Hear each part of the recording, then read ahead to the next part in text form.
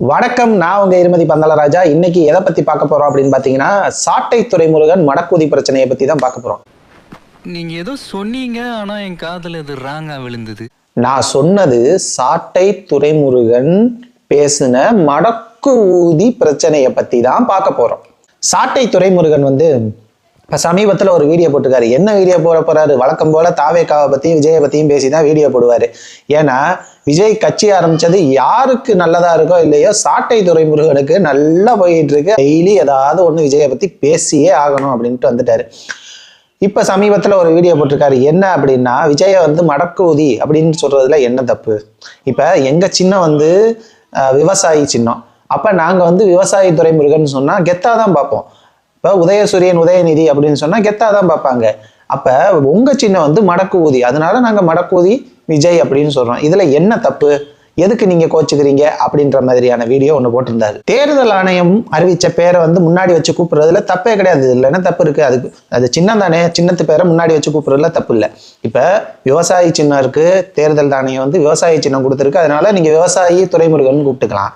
திமுகவுக்கு உதயசூரியன் கொடுத்துருக்கு, அதனால உதயசூரியன் உதயநிதினு கூப்பிடலாம்.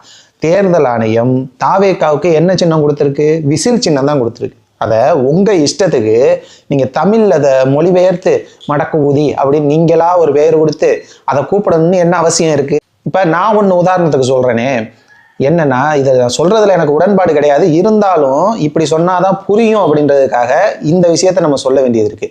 இப்ப அண்ணன் பேர் துரைமுருகன், சரியா?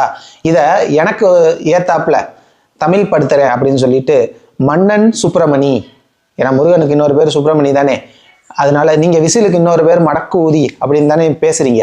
அப்ப நான் முருகனுக்கு இன்னொரு பேர் சுப்பிரமணி, துரை முருகன் அப்படின்ற பேரை மன்னன் சுப்பிரமணி, மன்னன் கடம்பன், மன்னன் கந்தன், மன்னன் கார்த்திகேயன் அப்படியே இஷ்டத்துக்கு நான் தமிழ் பேர்ல உங்க பேரை மாத்தி நான் கூப்பிட்டேன்னா நாளைக்கு உங்க சந்ததியில இனிசியல் பிரச்சனை வருமா வராதா?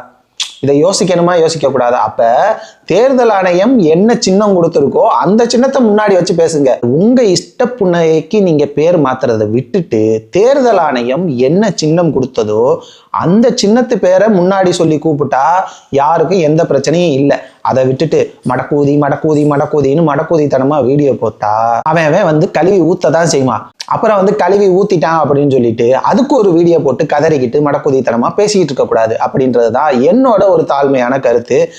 அன்னை ரொம்ப அறிவுபூர்வமா சிந்திக்கக்கூடிய ஆளு, இதையும் கொஞ்சம் சிந்திச்சு பார்க்கணும் அப்படின்றது என்னோட ஒரு சின்ன வேண்டுகோள். மேலும் ஒரு நல்ல வீடியோல உங்களை சந்திக்கிறேன். அதுவரை உங்களிடமிருந்து விடைபெறுவது உங்கள் இருமதி பந்தலராஜா. நன்றி, வணக்கம்.